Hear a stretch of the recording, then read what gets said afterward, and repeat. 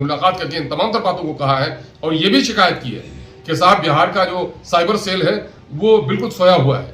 लोग उसे शिकायत करते हैं, उस पर कोई एक्शन नहीं होता है, लोगों से बात नहीं हो पाती है। और साइबर ठगी का मामला हुआ हो या साइबर क्राइम का मामला हो या सोशल मीडिया के जरिए नफरत फैलाने वाला माहौल हो, दिन ब दिन बिहार में बढ़ता जा रहा है। वो किसी एक शायर ने बड़ा मशहूर जुमला मैं अक्सर दोहरा के कहता हूँ, सरहद पे तनाव है, लगता है चुनाव है। तो बिहार में चूंकि चुनाव की आमद हो रही है तो कुछ पार्टियां जो हैं वो तमाम तर नफरत का सौदागरी कर रही हैं। आज हम लोग एक डेलीगेशन के साथ मिले हैं बाज़ाब्ता। हमारे पार्टी के जो जनरल सेक्रेटरी हैं जनाब आफ्ताब अहमद इंजीनियर साहब भी शामिल हाल थे, जनाब भाई एडवोकेट आदिल हसन साहब जो हमारे पार्टी के नेशनल स्पोक्समैन हैं वो भी शामिल थे और कई नौजवान शामिल थे। हम लोगों ने जाकर पूरी बातें तफसील से कही हैं और बताया है कि इस पर कार्रवाई कीजिए और ये मामला है। और ये अभी एक दर्दनाक खबर और सुना आज कि 70 साल की एक बूढ़ी औरत है शाहपुर कमाल इलाके में, 4-5 नौजवानों ने इज्तिमाई तौर पर उसके साथ जनाबी जबर किया है, रेप किया है और उनके कान के सोने की बालियां लूटी है इन लोगों ने। और उससे भी शर्मनाक बात यह है कि उसके शर्मगाह में मैंने बुरी तरीके से वो किया है इन लोगों ने, मैंने बोलने के लायक नहीं है।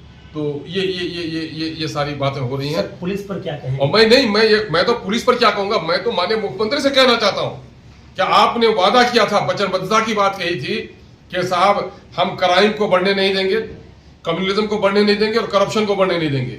तो करप्शन पे तो आप काबू पा नहीं रहे हैं, लेकिन ये इंसानी जिंदगी वो उसकी कोई कीमत ही नहीं है, वो जिंदगियां बर्बाद हो रही हैं और उस पर आप काबू नहीं पा रहे हैं। तो कम से कम अपनी वचनबद्धता पर मुख्यमंत्री को कायम रहना चाहिए और माननीय मुख्यमंत्री को समझना चाहिए या उनके जो हमदर्द लोग हैं, उनके जो सिंपैथाइजर्स हैं, उसको समझना चाहिए कि अंत भला तो सब भला। ये आखिरी पारी खेल रहे हैं माननीय मुख्यमंत्री जी।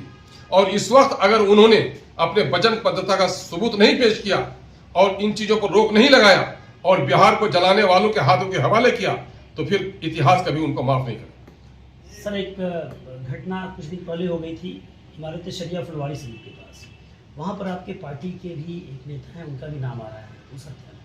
नहीं, देखिए मामला ये है, वहां पर तो हम पुलिस की जो कार्रवाई देख रहे हैं कि कम से कम वो जो है मर्डर करने वाले जो जालिम लोग थे, कातिलों को फौरन गिरफ्तार किया है, पुलिस ने फौरन तुंदही दिखाई है और समाजी दुश्मनी में का नाम दे दे।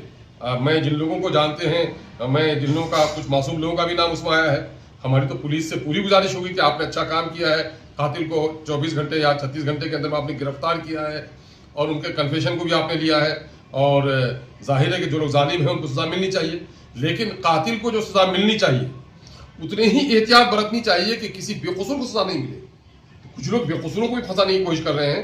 हम तो पुलिस प्रशासन को उन्होंने जो तुंदही दिखाई है हम मुबारकबाद देते हैं, लेकिन ये भी कहेंगे कि जालिम बचे भी नहीं और कोई बेकसूर को फंसाया भी नहीं जाए।